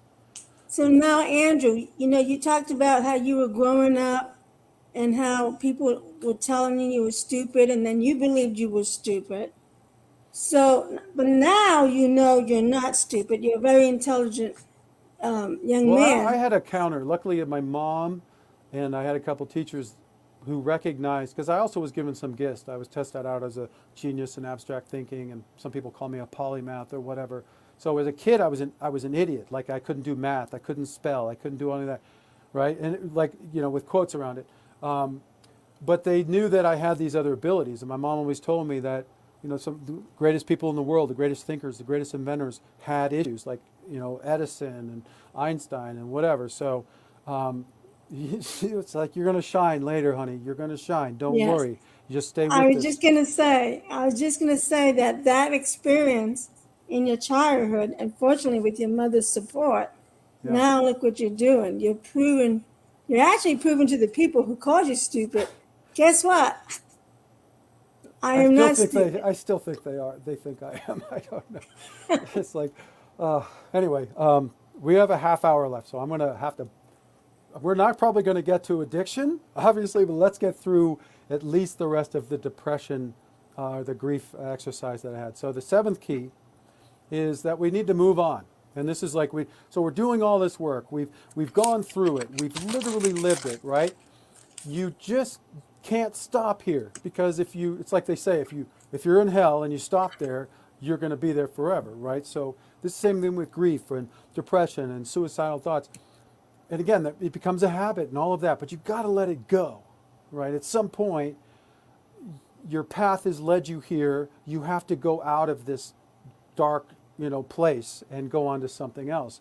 So again, you can see everything as just a challenge that, once overcome, will mean that you're stronger and better of a person. And then afterwards, these bad experiences, because you overcame them, become something like something you can lean on in the future, right? So you need to move on. You need to do this with no guilt either, because you don't want to have this lingering feeling like you're doing something wrong by letting this go. You're not. Again, your child, your friend, anybody that you're grieving for, even yourself, would not want you to feel this way forever. So it also doesn't mean that you forgive and you let go. It doesn't mean that the situation was okay or desirable or even acceptable. If you've been raped or molested or had any of these horrible things happen to you, it doesn't mean that that was okay. It just means that you feel sorry for the person and you agree that it's just got to be over, right? You need to put a time frame on this to where you can let it go, right? So when you let it go, it doesn't mean that you're totally healed either, right? I have scars. Some of us carry scars for our whole life.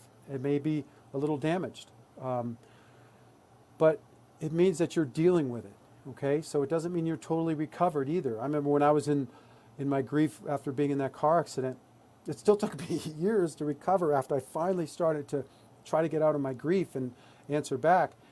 But it was that positive feeling of, even if I have to crawl out of bed and do therapy, I'm doing it. You know what I mean? It was like, you can take the smallest, tiniest gains as a huge win, and let yourself move on. You got to stop punishing yourself unduly for this stuff.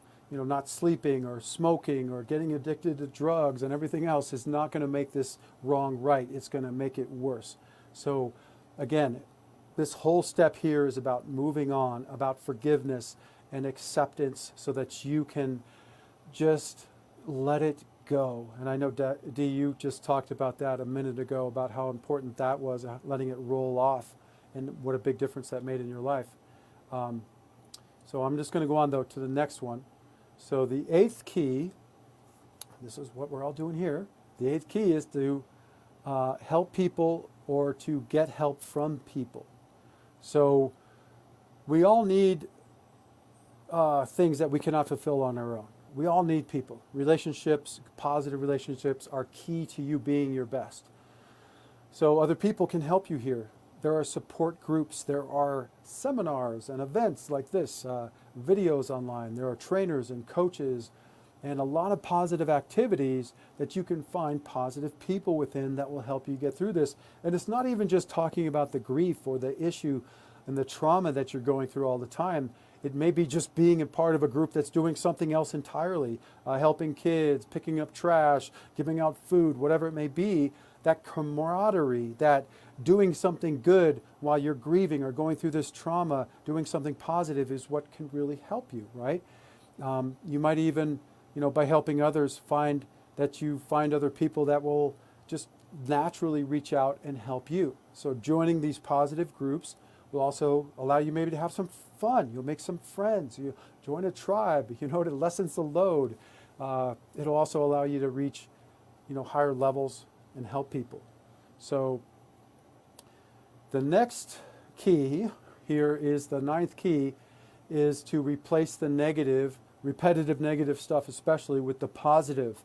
So remember, the human conditions require you to control who you create as a person. And you don't have to do what you did before. To win, you never stop.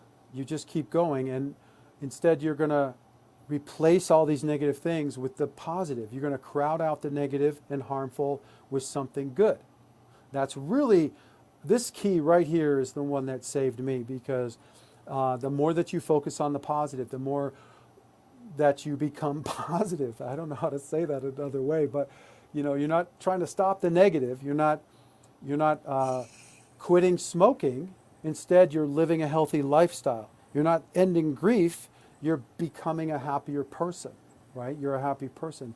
You're focusing on the solution, on the good side.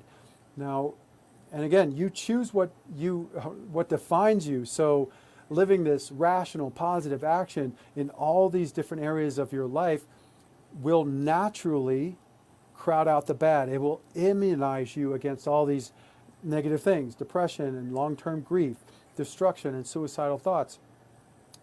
If you catch yourself thinking something negative, you could say something back that's positive, like an affirmation instead. You can pick positive affirmations that actually are responses directly to that negative. So, if you like, for me, it was like, you're stupid. It's like, I'm not stupid. I am smart. You can say that to yourself. Counter all this negative with something positive. Fighting against them, countering them can have a positive effect, because you're changing the narrative and you're speaking up, you're taking control. And this is like taking control of your subconscious mind. You can think of all these negative things that happen in your mind as your subconscious testing you and trying to see what you really want. And it's you answering back and putting your foot down on this positive path and fighting against the negative. That will help turn everything into the positive. That's how you program your subconscious mind to follow what you really want. So again, I'm not an idiot. I'm working hard. I'm, doing all of this. Yeah, I may make mistakes, but I'm going to do it better the next time. The further you go down the road and keep constructing this positive comments about yourself, no matter what negative thing is happening or thoughts that you have, they'll eventually stop. They'll go away. It's like the bullies, the negative stuff. They can't deal with all the positive outcomes. You're going to beat up the bully, and he'll just won't bother you anymore. The same thing in your mind. You have to overcome it with the positive self. Your belief in your positive self is the number one way that you're going to do that. So just answer back in the beginning, and eventually those negative things will go away.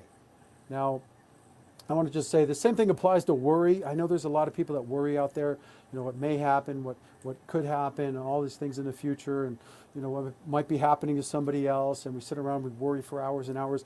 This creates a negative cascade of chemicals in your body too. And I know there's a lot of people that worry all the time, and it creates a lot of problems in their other life, because this negative thinking, again, it releases these chemicals and it affects your attitude and your mindset.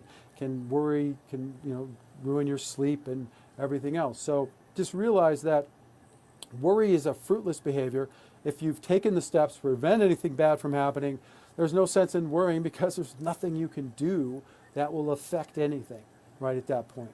So you just gotta, again, replace the negative with the positive. Instead of worrying, you can say affirmations. You can do mind games. You can play other types of games. You can work out. You can clean your house. You can hang out with people you love. You can do all sorts of things instead of worrying, right?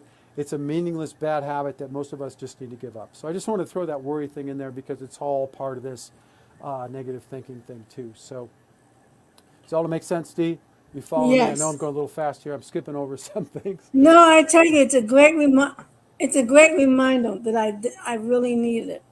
Okay, good. So. Because I know that, especially women, I know I don't want to sound too sexist here, but it's like my mom and I don't know, maybe it's about you being a mom and having kids and stuff that just sets you up for this. Like you just, you know, and it just you gotta realize that if you take the precautions, you set up your kid, and he goes out there and he's doing something, you know, don't sit around and worry for 4 hours or whatever. You know what I'm saying? It's not going to lead you anywhere. Okay, so 15 minutes. Let me just go through these last few and then we'll talk at the end, okay? Because I don't know how much time we're going to end up with. The 10th key is to bond with nature and animals. And I say this because animals and nature can have such a positive effect on your mind and your emotions and your spirits.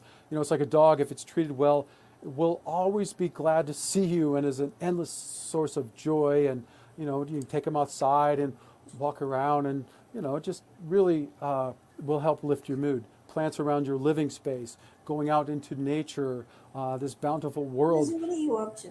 is really just a never-ending source of positive energy. So be sure to integrate that. The next key, the 11th key, is faith. You know, a belief in God, knowing that you have a purpose, that you're here for a reason, is a great resource. And also remember that this life is temporary. You're only inhabiting this body for a short time to learn all these things so that you can become a greater spirit. So realize that you're always connected to God. God is your friend. And knowing this means you can hang out with God. You can pray. You can go to prayer groups and church and everything else. And you can find a lot of solace in knowing your faith and hanging out with animals and with nature. Does that all make sense, Dee? You with me? All right. So the 11th key is to help fix our society. You know, as we learned, there's a lot of problems in our society, and this can create a lot of negative feelings, especially if something's happened to you because of some wrongness in the society, right? So what I would suggest is you get out there and try to help fix our society like everybody in this event is doing, right? We're trying to add something positive into the world to help overcome a negative. You know, this action that you take can create hope inside you. It can create feelings of feeling like you're accomplishing something good while you're going through your grief. So, you know, hope is one of those great sources of positive energy that can lift up so many people, including yourself. If you've ever given hope to somebody else, it is reflected back into you. I have felt hopeless, but then I've given hope to somebody else, and then they've given me hope, you know, because it's this positive energy that just can flow. So just realize this is also how we improve our society. It's the people that are fixing the wrongnesses, and it seems like the greatest wrongnesses are always brought up by and fixed by the people that have gone through them, right? So just be aware that you have a great strength here and a great insight, no matter what you went through. And if you join up with a whole bunch of other good people, you can do a whole lot of good stuff in the world. Okay, make sense? All right. So let's see, the next 12th key is really what I talk about is to follow the way. And I wrote this book for a reason. It's because we all need to know how to be the best people we can be. And the way is all about knowing all the different pieces that will help you be the best person you can be in all the different areas of life, as well as how to create a wonderful world. If we just understood this stuff, we could certainly integrate them and become better people. So be sure to go to the website, 7wayme, that's the number 7, WAY.me. You can learn about the way, the book, but there's also a free Life Essentials Masterclass that we're going to be putting on that will cover things like the meaning of life, the rules of life, the true goal of life, how to achieve the true goal of life, and a lot more. Now, basically the way is about living rational, positive action, which is all about integrating virtues and best practices into your life so that they become habits. And these habits are like the best habits that you can have. So over time, if you integrate them, you're naturally going to become a better and better person. And this is the way is designed to really help us all live a meaningful life. It's a way to fix and focus all aspects of our life in positive ways. And it's really about crowding out the negative and filling our life with the positive, right? The primary virtues that help us overcome the things that we're dealing with today, like negative thinking, depression, grief, and suicide, are all about being positive and hopeful and peaceful and happy, optimistic, grateful, humble, mindful, resilient, persevering, disciplined, determined, persistent, dedicated, motivated, productive, reasonable, controlled, centered, temperate, and patient. And I know that's a lot. There's a lot of more virtues that you want to integrate into your life too. And these will help you become a better and better person. And they're all covered in a way that you can just integrate them into your life naturally, because we all live a similar type human reality all the time. So the key is to ingrain these into your life, and these will help you overcome these challenges of life naturally. Now, we're talking about ingraining these coping skills because it's a way to help fortify and immunize yourself from when you go through these things. Because if you have a really solid daily routine, a solid mindset, emotional balance, a way of being that is cohesive and holistic, it will seriously help you deal with these situations when they come up. And it's that moment where you're really trying to deal with the life's ups and downs. When they're down and you have this really solid routine that you go through, that it will allow you to deal with those situations better. So I'm not going to go through all of them, obviously, all these different keys, but let me just say that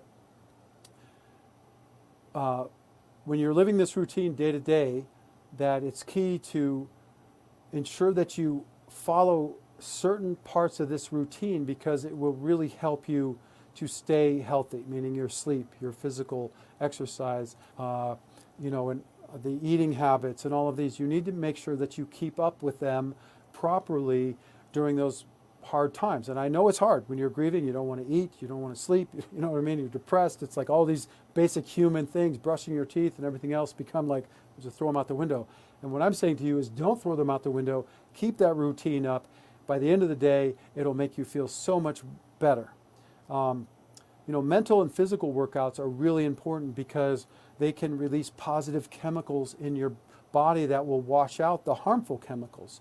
So, the frequency of your practice, this mental and physical exercise that you do when you're going through these major issues, you can do them a little longer sometimes. You can make sure when you're working out, maybe you sweat really hard, you do it a little longer, so you push yourself. Just don't hurt yourself, but that'll help you keep this balance, you know what I mean? Because if you're releasing positive chemicals in your body through working out, the endorphins and everything else, it'll really change your mood. So meditation is another really great way to help deal with these issues. There's a lot of different ways to meditate. I was going to talk about a lot of different ways right now, but I'm not going to do that right now. The other thing you can do is, meditation is key. Like I said, there's different ways to do it, help clear your mind and settle your body and your emotions and everything.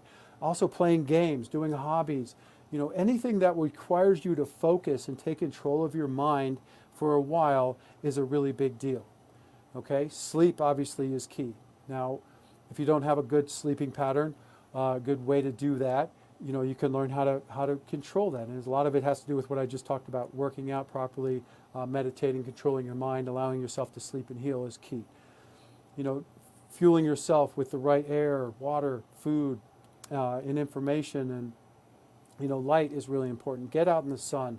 Do deep breathing exercises. Do all the different pieces of that. Taking supplements like St. John's wort, HTP5, kava, having the right balance of vitamin B in your body, the right balance of estrogen and testosterone, the right balance of amino acids. All of these physical vitamins and chemicals in your body will help you create a better mood. Now, I know we got 5 minutes. I didn't even get, we still have a lot more to get through. So let me just say this right now. So we only have 5 minutes. Dee, I want to bring you back in. I want to say goodbye to everybody. Let me just say thank you so much all for being here. Dee, thank you for joining me. I've never done this before live, so I apologize for everybody not getting through this. I just want to say that I do have videos on my website, 7wayme, the number 7, WAY.me, on how to overcome these things, including the addiction, which I didn't talk about at all. So you can check out those videos, and I will be doing more on this. Dee, what do you think about everything I just said now? No, I'm with you all the way on this. I wanted to ask you about your book. Does it also have a workbook with it? It's funny you asked that. Step 5 is a workbook in itself. So Step 5 Okay. is about you outlining your day and really focusing on integrating these different best practices and virtues into your life. Um, I may make a separate workbook, but I think that the focus for me has always been on not doing a workbook, but doing your life. So, like I said, step 5 of the way is about you literally outlining your day, and we talk about how to integrate all these different virtues into your day. Okay. Okay? And there will be maybe a workbook in the future. I still have to put the other 2 books out. They've Yeah, I been know. written, they're in editing. I talked to Dr. Wright about making his book into a workbook, and he told me, hey, if you want to do it, then do it. And so I just need to sit down and do it because everything you laid out. I Part of me wishes you had a workbook so I can sit there because I know you were going fast, though, but Yeah, and I it's didn't still have all that slides information is already. really. Yeah. I know this, but why am I not practicing it? Yeah, So well, I think that, like you said, it's about education. It's about, for me, the biggest problem we have as humanity is that we don't have a kind of a core belief system, a way of becoming our best that's universal for everybody. There literally are, after these thousands of years, best practices on how to do most everything. And there may be 5 or 10 on one item, and this one works better for you, and this one works better for her, and things like that. But it's knowing those that make the biggest difference. And what we haven't done, as far as I can tell, and that's why I wrote this book. The only reason, you know me, I have dyslexia. I didn't write a book because I'm some writer guy. This was 30 years, a massive undertaking. I thought I was going to lose my mind, and it was really, really difficult. But I did it because everybody kept telling me that this was the way. This is the way that humans become the best people they can be. It's like taking all of Tony Robbins and Hill and Covey and everybody's success and self-help book and condensing all that knowledge down into the foundations and giving it all to everybody at one time, instead of you having to read 1,000 books and being 50 years old going, wow, I just learned something I wish I knew when I was a kid. unfortunately, that does happen to many of us. Oh, no, it does. I We're think it late. happens to We're the all of late us. bloomers. Well, I don't even think that. It's like you said, we're just not taught these things. You know, Yeah, I can't that's tell why you how we're many the people late read my bloomers. book and they go, you know, this needs to be taught in schools. This needs to be taught in Yes. prisons. This needs to be part of our common knowledge. And I'm like, yes, exactly. That is why I wrote it and why I'm doing videos and the one tribe, the one movement and party, which is all about us unifying together and sharing this knowledge and making the changes in our society that need to happen. You know, I know we only have a couple minutes left, but I just want to maybe wrap this up with this thought that it's like the reason you're here, the reason Tony did this, the reason we're all here is not because of us, right? It's because we found something, but it's also because of other people. You know, the beautiful thing about humanity is that we want to help each other. You know, I mean, how sad of a human race would we be if we were all just unto ourselves and, you know, mean to people and all that? I mean, there would be no point. You know, the most noble part of being human is that we care. You know, this conscience that we have, you know, that we love nature, that we love people, that we want to make things better. That is truly the gift that we have. And it's us realizing this gift and embracing it and finding the path that we can express it in our life. And sometimes it's just supporting other people. Some of the greatest work that you can do in your life is just really raising a good kid. You know, being a great mom or being a good business owner that helps the world and doesn't destroy people's lives and grind everything down to nothing. You know what I'm saying? It's like you just need to look at your life and see what good you can do in it. And if you have capacity to do any more, join with us. You know, join with people, and that's how the world becomes a better place. And we can't just let it be run by the corrupt and the people that don't know. You know, the people that know need to step up and take a role in really making this work, right? Like you Yeah. are, and Tony are, all right? Exactly. Any last words for the viewers? No, I just want to thank you for being part of this. Thank It's, you. I it, feel bad because there's literally it feels more to. good to be in. It feels good to be in school again. Yeah, I can't believe I went 2 hours. I didn't. That's okay. That's When I, okay. well, when I planned this out, we got 3 minutes left. When I planned this out, I had, you know, addiction as a whole nother segment. I didn't even get through this one. So, you know, I've never, doing it live when you're speaking with people is different than just doing something, you know, onto You're on the yourself. So timetable. yeah, if I just spoke it all myself, I might have gotten through it. So I do apologize for that. I've never done this before, but That's okay. You did really good. You did really good. I appreciate that. Well, thank you, everybody. Thank you for joining us. Check out the website, and wishing you peace, happiness, and true success always. And God bless you. And thank you for having us here. You too. All right, take care. Have a good evening. Yep. And I think Mario is next. Oh, I So, guess we have to. He said, "No, we got 2 minutes left." yeah. Okay. We got to All right. stick around for Mario to help him. Yeah, absolutely. All right. We'll see you later. Okay. Take care. Bye-bye. Bye bye, Thanks. everybody.